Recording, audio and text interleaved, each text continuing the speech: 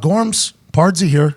Yeah. Chopper. Listen, we were with a couple billionaires potentially. Mm-hmm. Gorman was just like literally sitting right next to one for the weekend. Got a chance to meet the Who. Was all in Chopper Bopper. Am I correct? Not bad. Not a bad weekend. Yeah, well, you're just hanging out with Jim Irsay again. A little bit of the Who, a little Jim Irsay, I got a fun one though for you. Yep, let's hear it. So he says, hey, be over at the house, 4:30-ish, 5-ish, come on up. We'll have some food and stuff ready to go. And in Jim's, entertaining way, he says, brother, don't worry about transportation. I got that covered tonight. And I'm thinking, okay, good. We're going to take a couple runner vans out there. He owns a great runner vans that he gets around town in. Tour bus. Because, by the way, for those that don't know, the concert venue is like 45 minutes away from every human that lives in Indianapolis. No matter where you live, it is and at it's least a 2-lane entrance. Yeah, so, and it's single file highway in there. It's going to be traffic. So I'm thinking, okay, the big man's he does it right. He's had the police escort out there before. Tour bus, possibly. Everybody just kind of moves over and they let him in. They've been, So I'm thinking, okay, we get into the runner van. We go outside. We get into the vans. I'm thinking, okay, here we go. We're going to meet the police escort. We stop 2.5 miles later, and we're at the helipad. And I'm looking at the biggest whirlybird I've ever seen in my life. It's like, brother, let's go. We're going to beat this traffic. You think? And I'm going. I say, so the pilot's there, and I'm like, dude, it cannot be more than a 4-minute trip. He's like, well, actually 5. So 5 minutes from Carmel to Noblesville, hop in the bird, go, land in the field. There's two vans, regular vans, waiting for us. In the field? In the field. There's 2 vans out there. Walk about 60 feet, get in the van. Okay, here's the tickets, here's the things, everything. But here we go. Security, another 400 yards away, opening the door, whisk them right in. And I'm shocked because... And you meet the Who? Jim had met him earlier. So here's what I had found out. He had taken the Whirlybird with Mike Wanchik, who was also with us. Mike Wanchik's the band leader for John Mellencamp, has been there for his whole career. So this guy's been around Mellencamp the whole time. And they had a chance to go out and talk with Pete Townsend, and Jim him and Jim went out there at about 2 o'clock, took the bird out there, and just sat with Townsend. Just sat the whole. Didn't there was an actual law made because of this Whirlybird, because it said Whirlybird. Yeah. Because you guys had to drive in those vans. Well, he used to land it at his property. In his backyard. Yeah, in his backyard. In the middle of Carmel. Which was enough room because he got a big backyard. And the neighbors are like, what the fuck? What in the hell is going on at 1 a.m. in the morning? So they said no more. So he built another helipad, which is about 2.5 miles away. So we get into that. So I'm thinking, okay, there's about 5 people there and 2 security guards with Jim.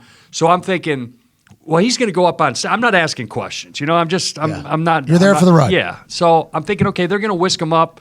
And he's like, Jim's like, no, I'm seeing this up close. He's in row 2, right on the end. He's got 2 seats over there. And the rest of us were probably 8 seats away in the row and back of him. He's row 1, we're row 2. So he's sitting right in there, walking through the crowd and everything. Now he's doubled up with security and everything. And I was just Anybody stop and say what's up? Everybody, yeah. He's the fucking man, everybody, yeah, everybody. Hey, dude, that's like so cool. He's got the hundos out and stuff, he's not an owner. He's a good time.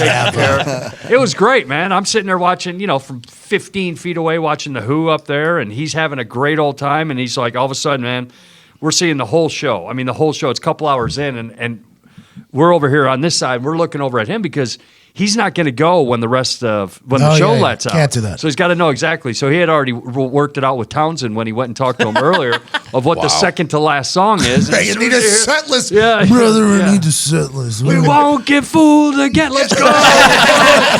So he's rolling out there, man. Everybody's giving him, everything as he's going on by, and we're whisked away. The security guard back to the van, back to the field. Home in 5 minutes. Home in 5 minutes. Looking at unbelievable. Yeah, I mean, beat traffic out. I mean, it's the only. I was fortunate. Don't get me wrong, I'm fortunate. But literally, the stupidest way, the greatest way, but also the stupidest way to see a concert is literally it took us 10 minutes from his house till we were sitting. Basically, it was like within 10 to 12 minutes. It doesn't get said enough. No. Jim Irsay is the fucking man. Jim Irsay is the fucking... Could you imagine sitting in that traffic, looking down as we're... Yeah, actually, Jim, every concert I've been out to, of a few with you, I can. That guy hasn't moved. No, brother, fuck that. Jim Irsay's the best. Oh, it was great. Big spread of food. I went and saw the stuff that he had downstairs. That's what I was about to say. Hold on, because he just recently... broke news. This is the only time anytime Jim Irsay does something that's not expected of a billionaire or not expected of a person is the only time he makes news, right? So none of these legendary stories get told about him, except for when he does something ridiculous. And he bought a $770,000 piano. Very ridiculous. What a deal, though. I'm serious. I'm not being funny. That literally is a steal for that piano. I mean, What piano is it? well, it's the John Lennon's piano. Oh, that makes sense. Okay, and he wrote a handful of songs, but Yeah, he wrote the it. engraving on there was awesome. Yeah, he wrote A Day in the Life on that, which was one of the big. Woke up, got out of bed, dragged a comb across my. Yeah, we know. You know that. I don't. All right, well, you would if you played, but. So he got that, and it was his baby, man. It was sitting in there, and I said, "Hey, give me the code. Let's go. I go, what's the code? Is the code changed? I knew the code from before. Code's changed, brother. All right, let's try this." So I'm down there pushing buttons. It's not opening because it's a door. And it's not opening. We'll try the pound before, maybe. It's not opening. Try it after. It's not opening. Oh, so we go back and forth up there. Finally, I sprint back upstairs, go down, and there it is. It's like, what? It's right in the memorabilia room. I took a bunch of pictures, but the best thing about it was He has a museum down there, huh? he has 2 rooms down there that have memorabilia, and the complex on 56th Street here in Indy, the football office, he's got a ton of stuff even there, and mostly football, but the musical stuff is scattered about. But he's got 2 of these rooms. One of them's done, I'll say. It's small, but the other one's getting done, you know. Piano's awesome, though. Pianos are so beautiful to look at and everything. And he's got his selected guitars up there. And I told you about a guy named Mike Wanchek who I was there with. And to see his face, and if all you gearheads out there understand what Thursday night. a 59 Fender Strat is. Like, Is there? I don't know if we have a single gearhead that listens. well, I mean, like, I'm thinking like gear. I No, meant but like, what I'm saying is I just don't know if we have that. Like, I don't know if this is going to be appreciated enough. what do you mean? Because I don't even know what a gearhead is. Well, a gearhead in music terms, if you're a car guy, you're a gearhead. But if in music terms, a guy who likes gear, a guy who likes amps, guy who likes everything, Okay. guitars, guy who likes. Oh. Okay, sorry about I think that. it's Gears of Sorry War. about no, that. for frontman I was gearhead. thinking what you were thinking. Okay, yeah. Yeah. Well, So anyway, he sees this 59 Strat, and he's like, to see his eyes. I'm telling you, it was unbelievable to see this guy who's played music his whole life, and to see a 59 Strat. There were so few made, and Jim has one of them. It's well over $1 million. Jim feels as if he's doing the music world, by the way, not a favor, but he feels like he owes it to the music world, right? To kind of keep all this stuff. Oh, absolutely, bro. He's put stuff out on tour all over the place, under the radar. Nobody's talked about. Like the guitar from Jerry Garcia, which was 10, 12 years ago, 1.2 million at that time. He's put it on a tour. He's given it to San Francisco to say, hey, go look at this piece of musical history. This is what you guys He wanted. loves the music world. Yeah, so same thing That's with awesome. the Kerouac scroll that he bought for 1.5 or the people, and there's all over the world that want to see that, puts it on tour. I mean, it was just in Rome last summer, on tour. But yeah, he calls himself a gatekeeper of this stuff. So it was really great watching him. So proud Love with that piano, and watching Mike Wanchek's eyes light up when he sees his 59 Strat. He's Yeah, like, 'cause the gearheads get hard. oh, no, it was crazy. And enough food to choke a horse. You walk in, it's funny. McDonald's, you want it? KFC, you want it? Chick-fil-A, you want it? Burger King.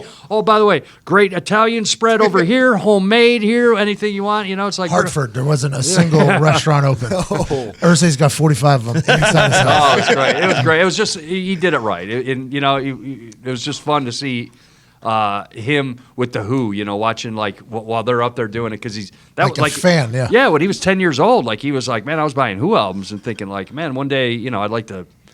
See these guys. Now he's seeing Roger Daltrey having tea with Townsend for an hour, and before. What's the his gig. favorite meal? Like, what's he really get off? What did on? Irsay Like, go to there? yeah. Did he go to Chick-fil-A? Same thing, everything. Yeah, he did have a little Chick-fil-A. Yeah. Oh, shout out Chick-fil-A. Yeah, this isn't. When he goes to a restaurant, there's always 3 to 4 entrees ordered just by him.